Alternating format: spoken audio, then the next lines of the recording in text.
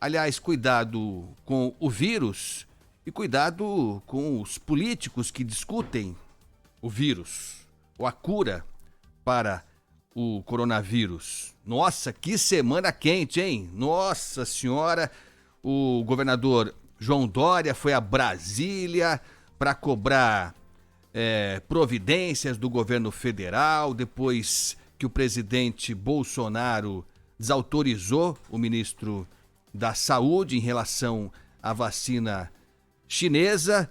Foi aquela confusão, muita discussão, discussão até exagerada, fora do tom, que provocou mais calor do que luz, viu? E depois, no final das contas, a Anvisa acabou decidindo por autorizar a importação de 6 milhões de doses da vacina chinesa, da Coronavac, que está sendo produzida junto com o Instituto Butantan. No final das contas, muito barulho por quase nada, né, Cláudio Humberto? Prazer estar com você, bom dia.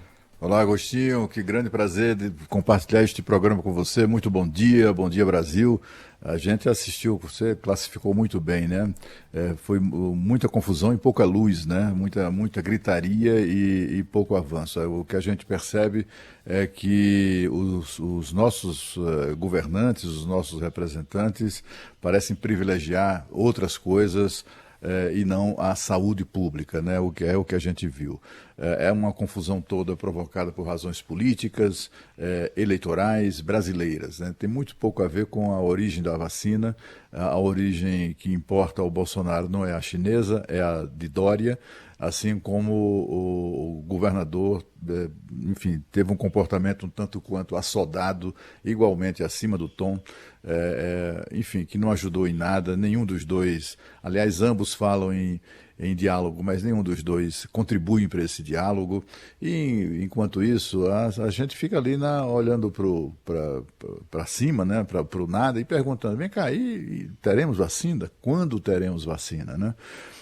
O governo federal é preciso, para que as pessoas não fiquem muito preocupadas, o governo federal já contratou alguma coisa entre 140 e 150 milhões de vacinas. 100 milhões de vacinas serão daquela que é considerada mais promissora, em parceria do governo brasileiro com a AstraZeneca, o laboratório AstraZeneca, e a Universidade Britânica de Oxford. A presidente da Fiocruz disse ontem falando ontem, né, sobre os resultados até agora feridos pelas pesquisas, indicando que essa vacina de Oxford tem eficácia de quase 100% na cura das pessoas, dessa doença, da imunização das pessoas para essa doença que tanto nos assusta, né? Mas o que nós esperamos é que todas as vacinas que efetivamente tenham qualidade, eficácia e segurança interessem ao Brasil e que mereçam o investimento brasileiro. Teremos vacina, mas aí a brigalhada é sobre a origem dela, e a grande luta do governo de São Paulo parece ser quem paga a conta do acordo que fez com o governo chinês, com o laboratório chinês. Essa é a convicção aqui no Palácio Planalto, viu, Agostinho? Aqui o Dória está sendo encarado mais como um vendedor de vacina do que com qualquer outra coisa. Enfim, mas é daquelas coisas que ambos os lados utilizam para desqualificar o oponente. Não tem dúvida. Essa discussão está muito enviesada, está muito mal conduzida por todos os lados, né? Por todos os lados. Virou mesmo uma briga política, uma antecipação de uma discussão de uma futura campanha para presidente da República. Ninguém duvida, ninguém desconhece a intenção clara do governador João Dória de ser candidato mesmo, e ele sabe que ele vai ter como adversário provavelmente o presidente Jair Bolsonaro, e aí caiu no colo essa questão do coronavírus. E lógico, eu não sei o que você acha, Cláudio, mas acho que há desacertos dos dois lados, né? Não dá também para o presidente desautorizar o seu ministro, como foi feito, né? Não dá. Eu não consigo entender. Você que está aí, Cláudio, a propósito, me explica, por favor, Como é que acontece um negócio desse, né? Como é que o ministro vem a público, o ministro Pazuello, e anuncia que o acordo está fechado com o governo de São Paulo para investimento na vacina aqui do Butantan, na vacina chinesa, e depois o presidente vem e diz que não é verdade isso. O presidente Bolsonaro, ele aparentemente, né, Cláudio, ele foi instado por eleitores, pessoas que o acompanham nas redes sociais e tal. Ele é muito suscetível a isso, a gente sabe bem disso. Mas a gente sabe também, é isso que eu queria te perguntar, Cláudio, o ministro já deve respeito ao chefe do governo, lógico, há uma hierarquia clara, então o ministro não pode vir a público anunciar, ainda mais uma medida desse tamanho, com essas implicações todas, sem que o presidente soubesse. Eu não consigo imaginar isso. Ainda mais levando em conta que são 2 militares, e a gente sabe como o respeito à hierarquia é seguido à risca entre os militares, né, Cláudio? O que aconteceu aí? Você consegue destrinchar pra gente, não? Foi um emaranhado de coisas, né? O governador de São Paulo, com o acordo, que na verdade o acordo era um acordo de intenção, né? Não era um contrato de compra, não era um compromisso de compra, era um acordo de intenção. O governador recebeu aquilo e difundiu aquilo, trombeteou aquilo, inclusive nas redes sociais, com vídeos, etc., como se fosse um contrato assinado, né? E aí e que contrato, né? Se o governo federal vai pagar as 46 milhões de doses de vacina, se pagaria o valor que o governador me disse domingo passado que ia cobrar, $10 por vacina, nós estamos falando aí numa quantia bastante apreciável. É só você fazer as contas. Na verdade, a intenção dele era que o governo federal comprasse 100 milhões de doses a $10, isso significaria um gasto do governo federal de $1 bilhão, 5 bilhões e 650 milhões de reais. E foi exatamente isso que fez o Bolsonaro dar epa, né? Se o governo federal precisou de editar uma medida provisória para abrir recursos, né, ou disponibilizar recursos para conseguir assinar contratos com a Universidade de Oxford, em razão do tamanho do dinheiro, imagina um dinheiro como esse, é o dobro ou o triplo do dinheiro que está previsto para ser gasto com a vacina inglesa. E aí o presidente, essa é uma das razões, né? A outra razão é o seguinte: o governador de São Paulo tem se comportado ou tem que se colocado, até porque eleitoralmente as chances que ele tem nas eleições presidenciais é virar uma espécie de anti-Bolsonaro, né? Para fazer então aquela coisa que caracteriza as campanhas competitivas, né?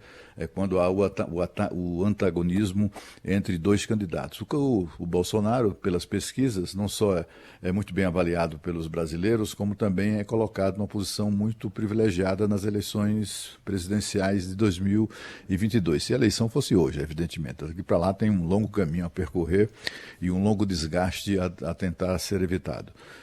E aí o Dória, percebendo isso, desde o início do governo, que vem chutando na canela do presidente da República. E aí, de repente, essa mesma pessoa que se coloca como inimigo do presidente, que faz a festa na casa do presidente. E outra coisa, eu estou usando expressões que eles utilizam, né? Que os próprios ministros e tal se utilizam.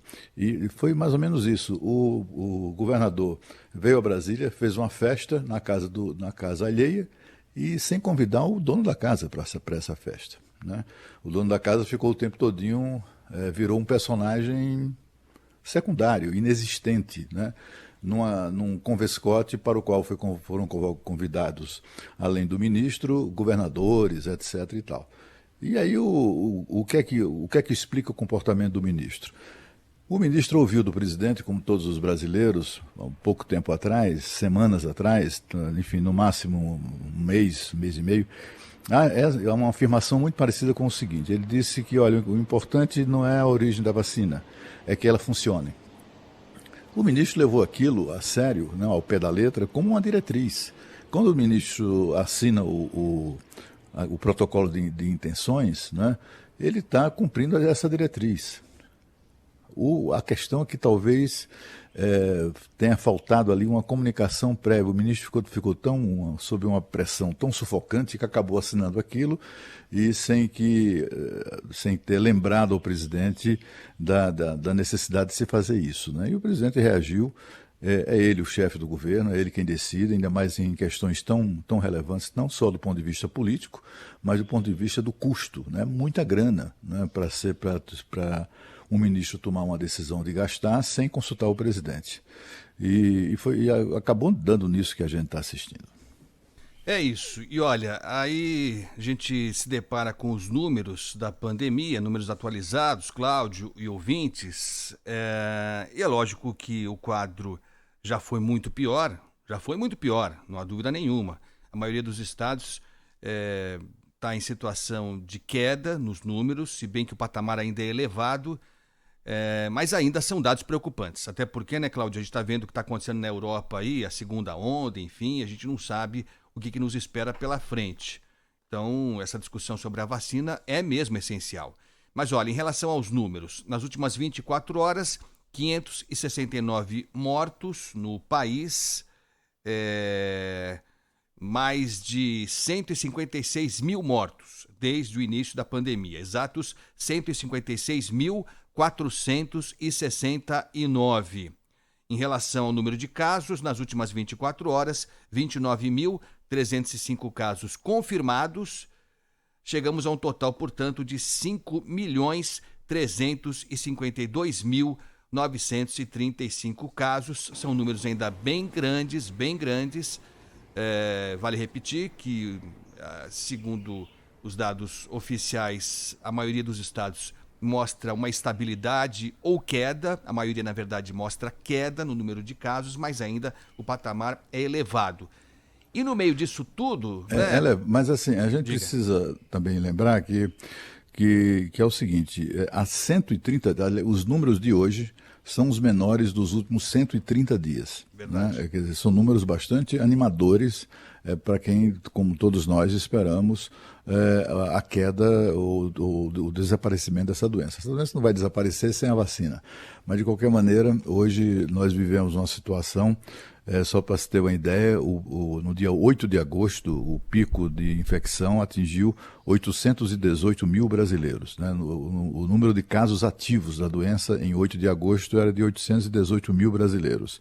Atualmente, a gente viu que de lá para cá houve uma queda acentuada de 51,3% desse número, e hoje esse número está abaixo dos 400 mil, está em 399 mil. Esse é o número de ontem, né, sexta-feira, divulgado pelo Ministério da Saúde, né? E bem ao contrário do que acontece na Europa, na França, na Espanha, né, que tem números recordes de infecção neste mês, e já passaram de 1 milhão de casos, o Brasil tem o menor número de doentes, como eu disse, nos últimos 130 dias. Esses dados são do Worldometer, que monitora a pandemia no mundo inteiro, né? A média diária aqui no Brasil caiu de 1.019 para 493. É claro que o número ainda é muito, muito expressivo, como você diz, Agostinho, mas vivemos uma situação como não vivemos há muito tempo, né? Números animadores.